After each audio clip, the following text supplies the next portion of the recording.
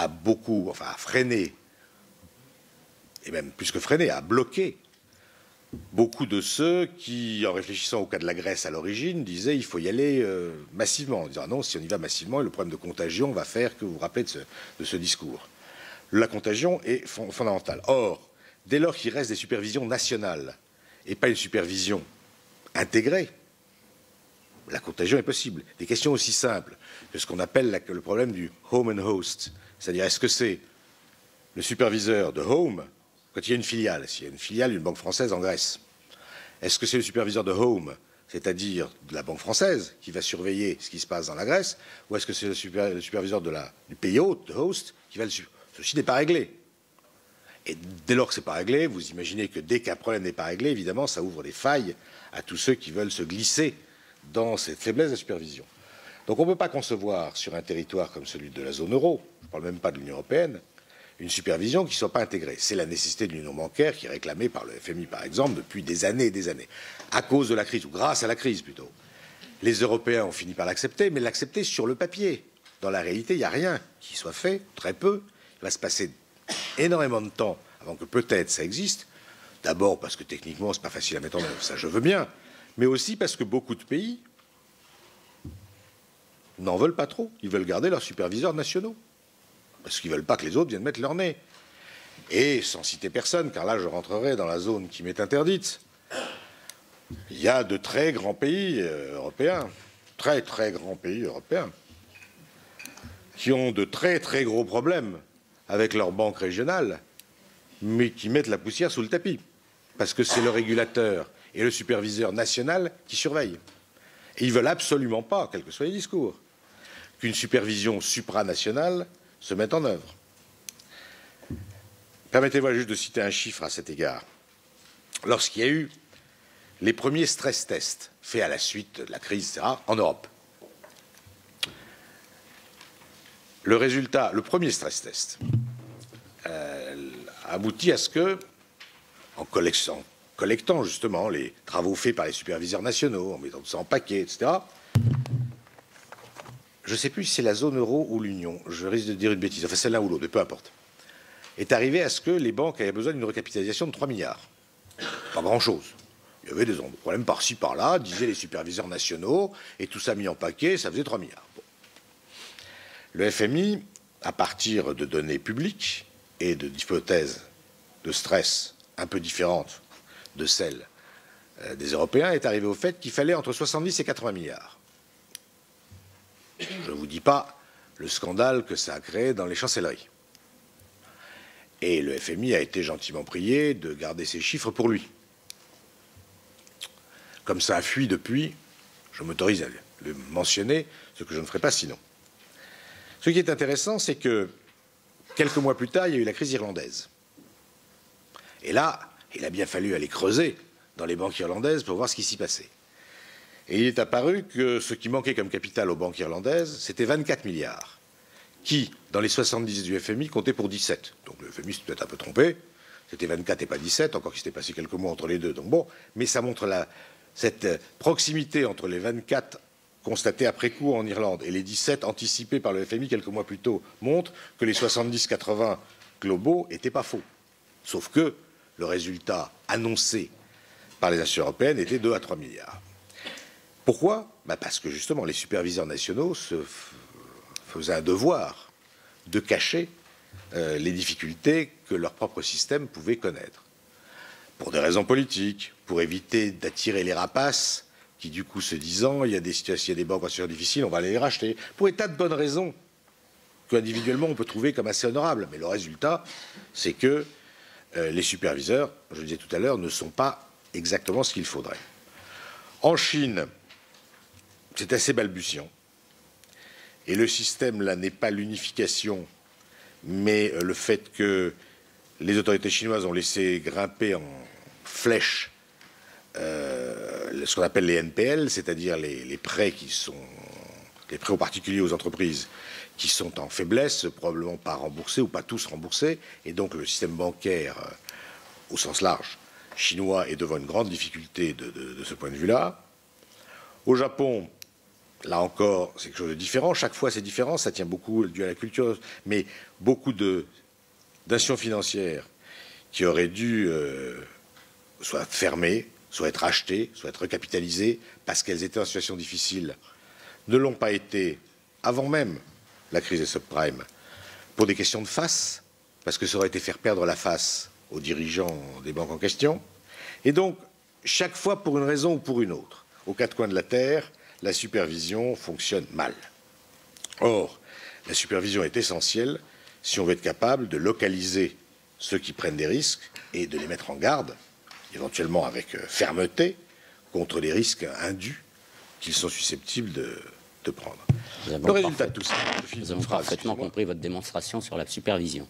Je finis une phrase. Le résultat de tout ça, c'est la catastrophe de la crise chypriote.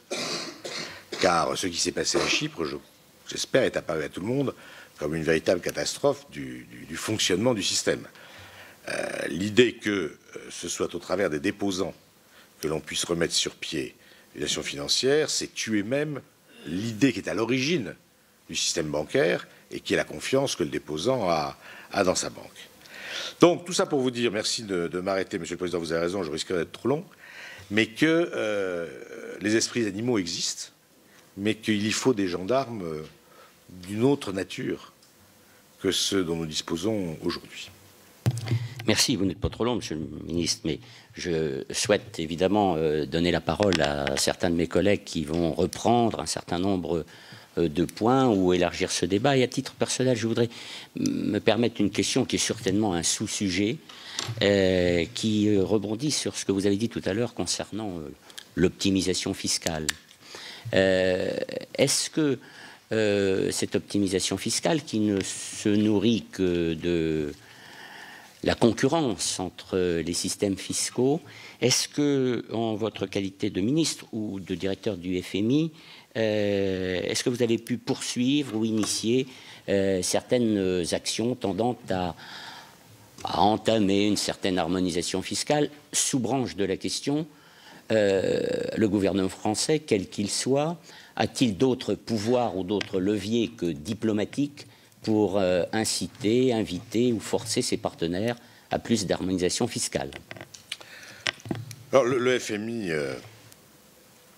incite à l'harmonisation fiscale, partie du politiquement correct, donc évidemment, c'est mieux. Et donc, il n'y a pas de raison que le FMI, comme les autres, n'y pousse pas. Ses pouvoirs pour l'obtenir sont quasi nuls.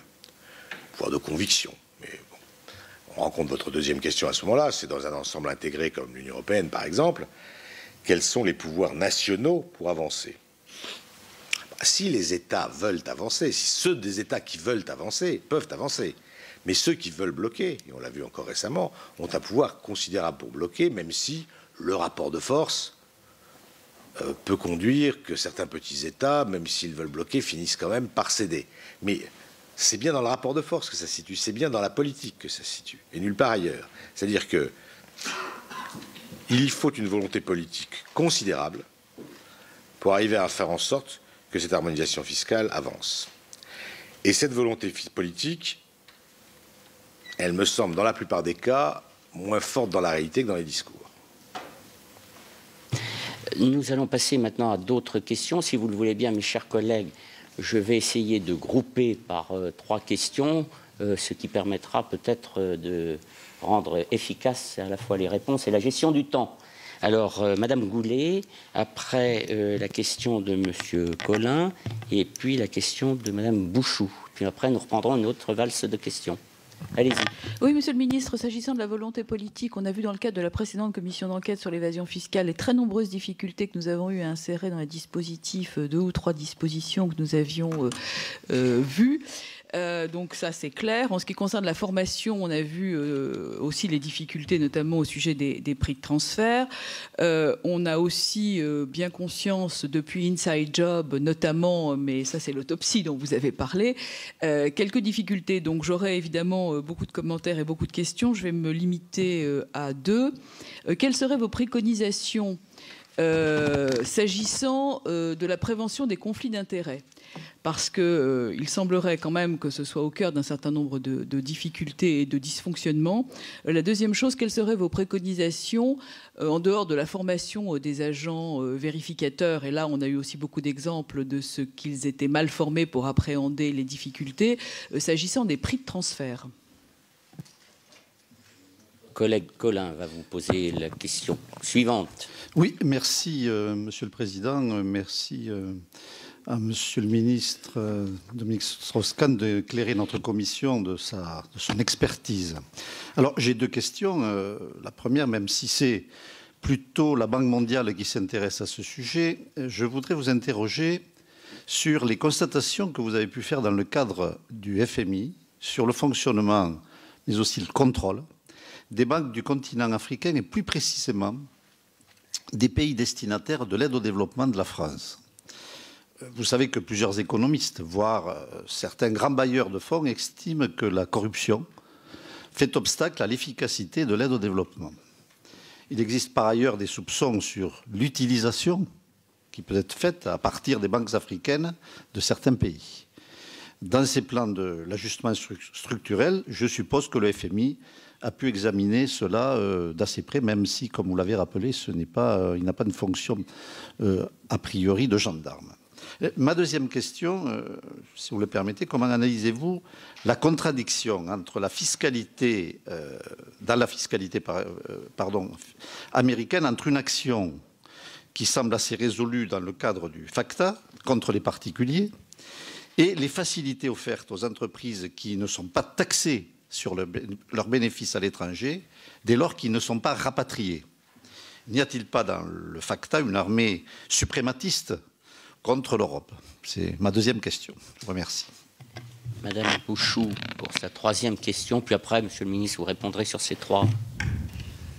Bonjour, vous nous avez parlé des acteurs, du système et des usages, avec une responsabilité majeure des usagers et des acteurs. Donc un exemple micro qui peut vous sembler anecdotique, mais qui a été abordé l'an dernier dans la commission.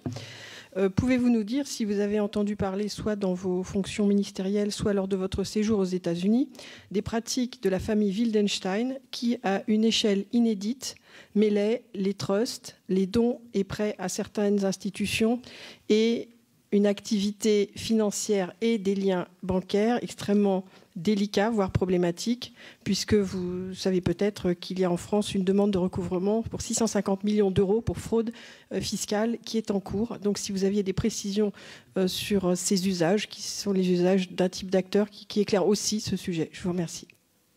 Monsieur le Ministre, vous avez la parole. Merci.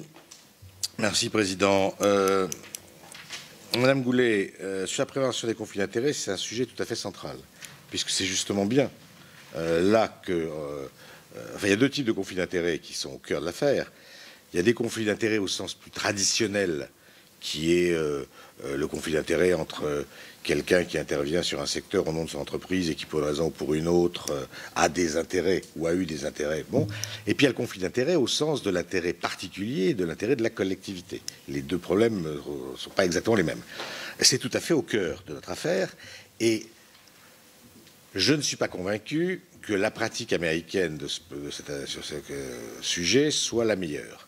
Vous savez que la pratique américaine, en gros, vise non simplement le conflit d'intérêts, mais la perception que l'on pourrait avoir d'un conflit d'intérêts. Autrement dit, vous êtes en situation de conflit d'intérêts, même si vous n'avez rien fait, mais simplement que vous donnez le sentiment, ou vous ne donnez pas le sentiment, mais les faits sont tels qu'on pourrait penser qu'il y a conflit d'intérêts. Parce que ceci paralyse totalement, et c'est toujours pareil. Quand une mesure